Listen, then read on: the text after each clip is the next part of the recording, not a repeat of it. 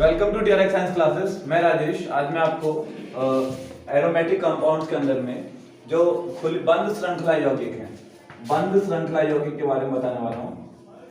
बंद श्रृंखला यौगिक, कार्बनिक यौगिक में बंद श्रृंखला कार्बनिक यौगिक, क्लोज चेन ऑर्गेनिक कंपाउंड, एरिसाइक्लिक बोलते हैं इसको। ठीक है, बंद श्रृंखला कार्बनिक यौगिकों को दो भागों में बांटा गया है। बंद श्रृंखला कार्बनिक यौगिकों को दो भागों में बांटा गया है। एक तुम्हारा समचक्रीय यौगिक और एक विषम चक्रीय यौगिक।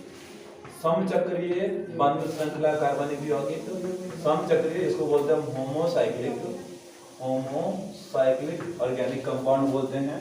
और दूसरा विषम चक्रीय, हेट्रोसाइक्लिक, विषम चक्रीय कार्बनिक यौगिक, heterocyclic, heterocyclic organic compound, heterocyclic organic compound. जो समचक्रीय ऑर्गेनिक कंपाउंड है, समचक्रीय कार्बनिक यौगिक होता है, इसमें कार्बन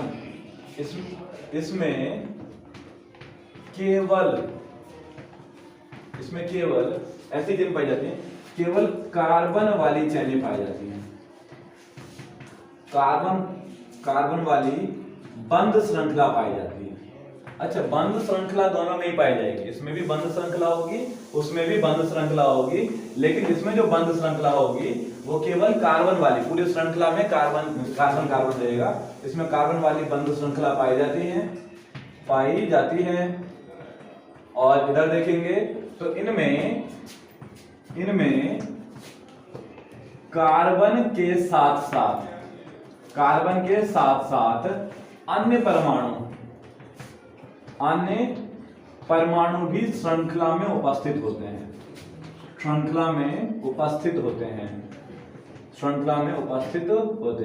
तो हमने देखा कि बंद श्रृंखला कार्बनिक यौगिक हैं, इसके दो भाग हैं, समचक्रीय होमोसाइक्लिक और विषम चक्रीय हेट्रोसाइक्लिक। ध्यान दो, विषम चक्रीय यौगिक तो इसमें कार्बन के साथ साथ अन्य परमाणु की श्रृंखला भी उपस्थित होती है। अच्छा, समचक्रीय यौगिक को दो भागों में बांटा गया है।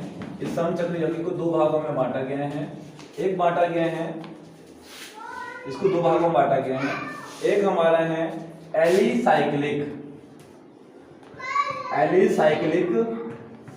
एलिसाइक्लिक और दूसरा है तुम्हारा एरोमेटिक। दोनों में डिफरेंस क्या है? एलिसाइक्लिक और एरोमेटिक दो हैं। एक है एलिसाइक्लिक, ये बिल्कुल कैसा होता है बच्चों? एलिसाइक्लिक जो होता है वो बिल्कुल एलोफेटिक के समान होता है। इसके जितने भी भौतिक गुणधर्म जो भी होते हैं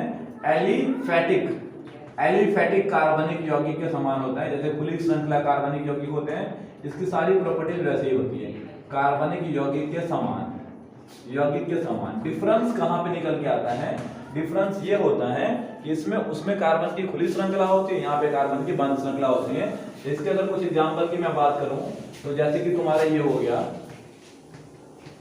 CH2 और CH2, इसका आईयूपीएसी नाम लिखने के लिए बोलेगा तो क्या करना होगा? सबसे पहले तो 1 2 3 4 चार कार्बन है, चार कार्बन के लिए मेथ एथ प्रोप ब्यूट और सिंगल बॉन्ड इसलिए एन ब्यूटेन। लेकिन डिफरेंस का, और अगर ये भी बोलूंगा मैं, इसका एक और दूसरे का एग्जांपल लेता हूं। जैसे अगर ये है तो ये भी ब्यूटेन है, मेथ एथ प्रोप ब्यूट, ये भी ब्यूटेन है। तो डिफरेंस कहां निकल के आता है? डिफरेंस निकल के आता है कि इसमें कार्बन की सीधी श्रृंखला है और इसमें कार्बन की मतलब इसमें खुली श्रृंखला है, इसमें बंद श्रृंखला है, ओपन चेन और क्लोज चेन। तो खाली नाम के आगे इसके क्या लगेगा? साइक्लो लगेगा, नाम के आगे साइक्लो लगेगा। और एरोमेटिक जो शब्द आया है वो लैटिन के ग्रीक, जो लैटिन वर्ड है, लैटिन के एरोमा से आया है, लैटिन के एरोमा वर्ड से आया है, एरोमा शब्द से आया है, जिसका मतलब होता है स्मेल या ऑर्डर बोल सकते हो तुम, जिसका मतलब होता है ऑर्डर। तो एरोमेटिक कंपाउंड्स ऐसे कंपाउंड्स होते हैं जिसमें एक स्पेशल काइंड का ऑर्डर होता है, एक विशेष प्रकार का गंध पाया जाता है, जिसको हम एरोमेटिक कंपाउंड्स बोलते हैं। ठीक है, और दूसरी बात, एरोमेटिक कंपाउंड्स ऐसे कंपाउंड्स होते हैं जिसमें बेंजीन रिंग जरूर उपस्थित होता है, बेंजीन रिंग जरूर पाया जाता है। सबसे पहले तुमको बेंजीन वलय पता होना चाहिए कि बेंजीन वलय क्या है या बेंजीन रिंग क्या है। एरोमेटिक हाइड्रोकार्बन्स जो भी होंगे उसके अंदर में बेंजीन रिंग प्रेजेंट होगा। ठीक है कि नहीं है?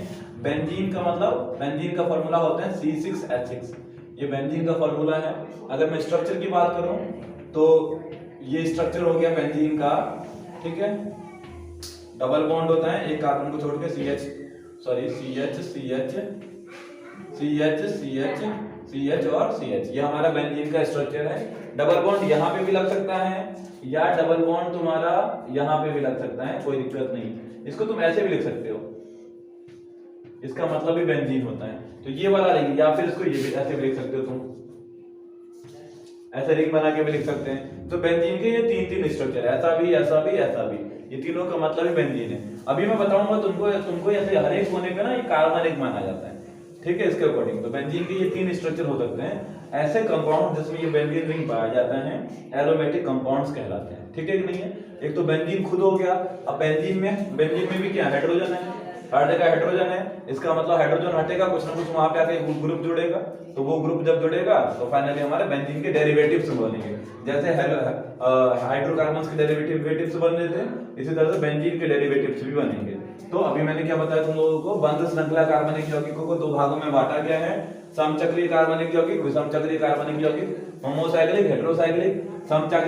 समचक्रीय में केवल कार्बन वाली बंध श्रृंखला होगी, ओनली कार्बन वाली क्लोज चेन होगी, और यहाँ पे कार्बन तो होगा ही उस क्लोज चेन में, साथ में एक अदर एटम होंगे। इसका एग्जांपल में अगर बात करूं तो जैसे कि तुम्हारा ये नाइट्रोजन है, बीच में नाइट्रोजन आ गया, इसका मतलब यहाँ कार्बन है, यहाँ कार्बन है, यहाँ कार्बन है, यहाँ कार्बन है, और इस बीच में क्या आ गया, नाइट्रोजन आ गया, इसका नाम है पायरोल, इसका नाम है पायरोल, ठीक है, याद करना पड़ेगा नाम आप लोगों को, ठीक है। जैसे मैं बात करूं, ये क्या है, CH2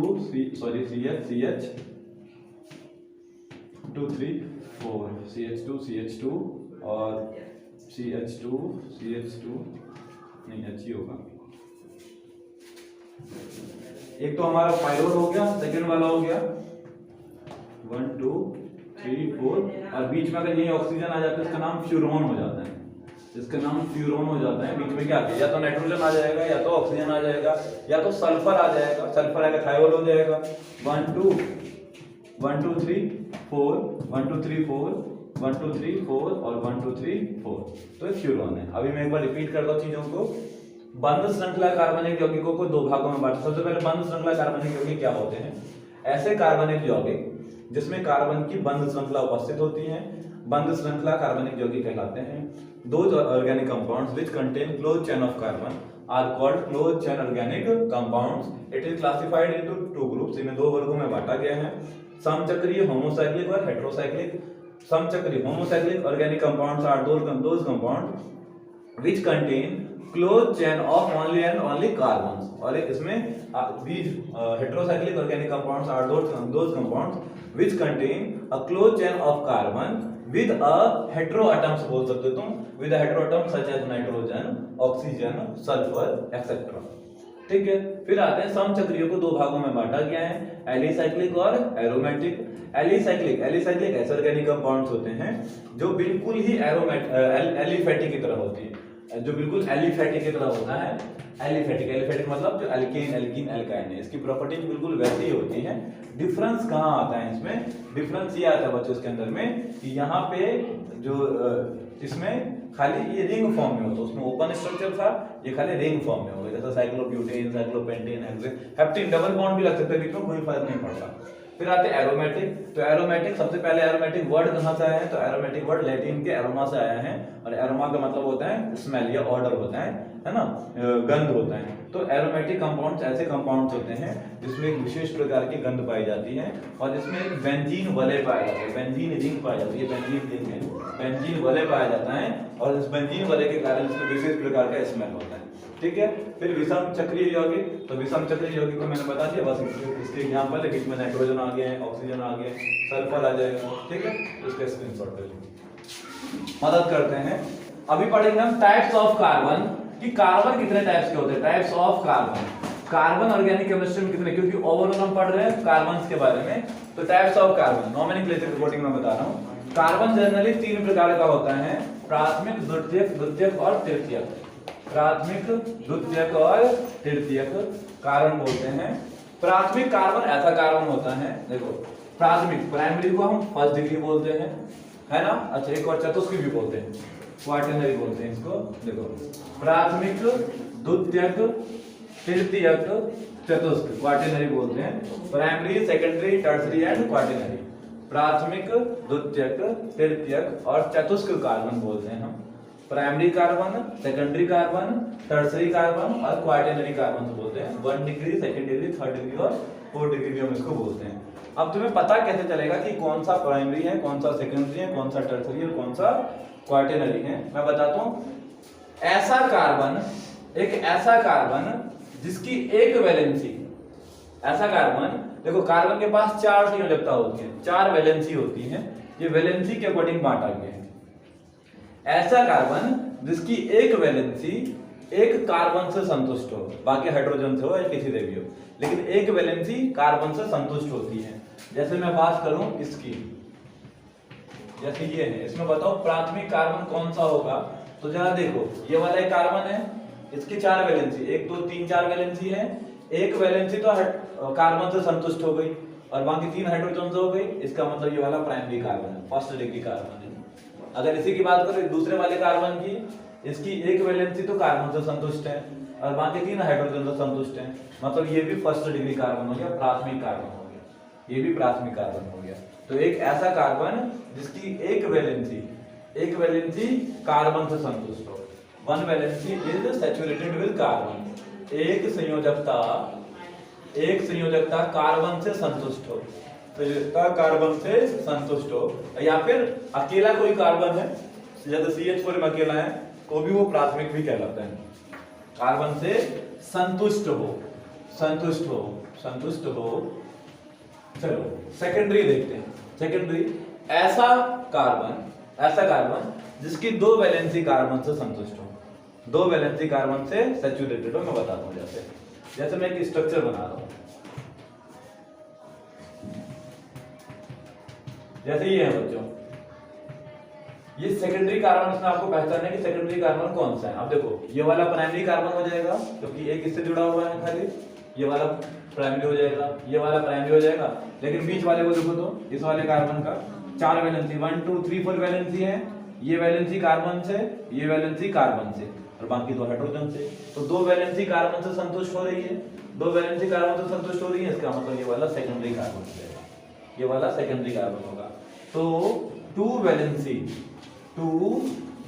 those carbon whose 2 valency saturated with carbon, 2 valency saturated with carbon, 2 valency saturated with carbon, ये हो गया सेकंड, मतलब 2 डिग्री, या फिर हम बोलेंगे सेकेंडरी। अब सेकेंडरी कार्बन एक ऐसा कार्बन होता है जिसकी 2 वैलेंसी होती है, वो कार्बन से संतुष्ट होती है, द्वितीय कार्बन कहलाता है ना। अब तृतीय कार्बन क्या होता है, एक एग्जांपल से दिखाता हूं। जैसे ये है CH3 CH3 CH3 और H। अब देखो ये है, इसकी क्या है, कितने कार्बन, 1 2 3। बताओ, ये वाला 1st डिग्री होगा, ये वाला 1st डिग्री होगा, ये वाला भी 1st डिग्री होगा, लेकिन ये वाला देखो, इसकी 3 वैलेंसी, ये भी कार्बन से जुड़ा हुआ है, ये भी कार्बन से जुड़ा हुआ है, ये भी कार्बन से जुड़ा हुआ है, तो इसको बोलेंगे हम 3rd degree carbon, 3rd degree carbon. 3 संयोजकता 3 carbon से संतुष्ट होगा। अब आते हैं 4th डिग्री कार्बन, क्वार्टेनरी, चतुष्क कार्बन बोलते हैं इसको।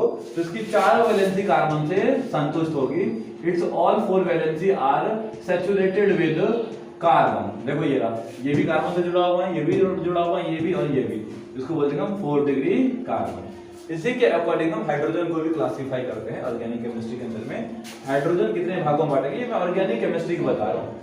हाइड्रोजन की बात करें तो हाइड्रोजन कितने भागों में बांटा गया बच्चों, तो हाइड्रोजन को 3 भागों में बांटा गया है ना। वही 1st डिग्री, 2nd डिग्री और 3rd डिग्री, प्राथमिक, द्वितीयक और तृतीयक हाइड्रोजन। देखो मेरी बात करो, प्राथमिक कार्बन से लगने वाला हाइड्रोजन, जो भी हाइड्रोजन प्राइमरी कार्बन से लगेगा वो सारा क्या कहलाएगा, प्राइमरी हाइड्रोजन भी कहलाएगा। ये सारे प्राइमरी हाइड्रोजन है, ये भी प्राइमरी हाइड्रोजन है। द्वितीयक हाइड्रोजन क्या होगा बच्चों, सेकेंडरी कार्बन से लगने वाला हाइड्रोजन, ये दोनों हाइड्रोजन सेकेंडरी कार्बन से लग रहा है, तो इसको बोलेंगे हम सेकेंडरी हाइड्रोजन। और टर्सरी कार्बन से लगने वाले हाइड्रोजन को हम टर्सरी हाइड्रोजन बोलते हैं।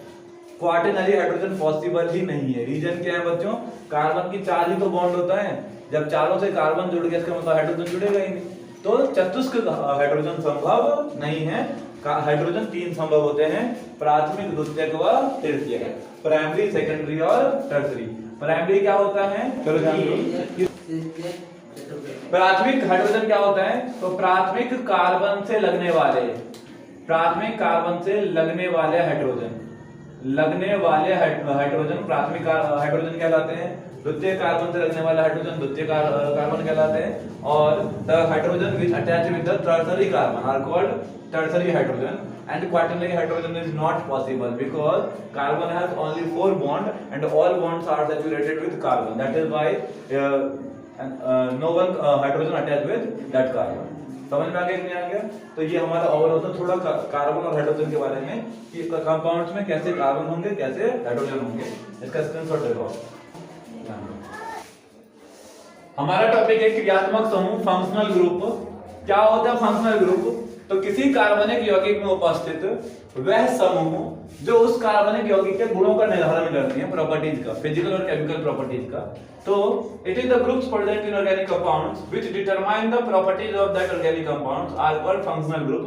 जैसे मैं बात करता हूं कि अगर किसी ऑर्गेनिक कंपाउंड्स में OH ग्रुप प्रेजेंट है, इसका मतलब उसके अंदर में सारी प्रॉपर्टीज अल्कोहल वाली हो जाएंगी। अगर CHO है, इसका मतलब एल्डिहाइड की प्रॉपर्टीज हो जाएंगी। तो ये ऐसे ग्रुप्स होते हैं जो किसी ऑर्गेनिक कंपाउंड्स में अगर अटैच हो जाते हैं, लग जाते हैं, तो उसके अंदर में उसी के सारे प्रॉपर्टीज आ जाती हैं। तो these are those groups which is present in organic compounds which determine the chemical and physical properties of that organic compounds, that in the sense जिससे कि वो जुड़ा हुआ है। कुछ एग्जांपल है जैसे कि अल्कोहल ग्रुप हो गया, एल्डिहाइड हो गया, तुम्हारा कार्बोक्सिलिक एसिड हो गया। तो ये सारे ग्रुप्स के नाम है, बाकी और भी मैंने लिखवाए हैं। फिर आता है होमोलोगस सीरीज, समजातीय श्रेणी। समजातीय श्रेणी क्या होता है बच्चों? देखो कुछ भी नहीं, समजातीय श्रेणी सिंपल सी बात। समजातीय श्रेणी क्या होता है कि ऑर्गेनिक कंपाउंड्स का एक सीक्वेंस होता है। समजातीय श्रेणी ऑर्गेनिक कंपाउंड्स का एक सीक्वेंस होता है, एक ऐसा सीक्वेंस होता है जिसमें दो नियरेस्ट, अगर हम ऑर्गेनिक कंपाउंड्स के बीच देखेंगे तो CH2 का डिफरेंस निकल के आता है। कार्बनिक यौगिक का एक ऐसा सीरीज होता है, एक ऐसा श्रेणी होता है जिसमें अगर हम दो पास वाले कंपाउंड्स को देखेंगे तो CH2 का डिफरेंस निकल के आता है। जैसे देखो मैंने बताया था, ये एग्जांपल है एल्केन का, CnH2n+2 होता है। मैंने n बराबर 1 रख दिया तो CH4, 2 रख दिया तो C2H6 methane, ethane, propane, butane, n बराबर 1 2 3 4 मैंने रख दिया। ये जो सीरीज मिली है ना, ये हमको एल्केन की होमोलोगस सीरीज मिली है, एल्केन की समजातीय श्रेणी मिली है।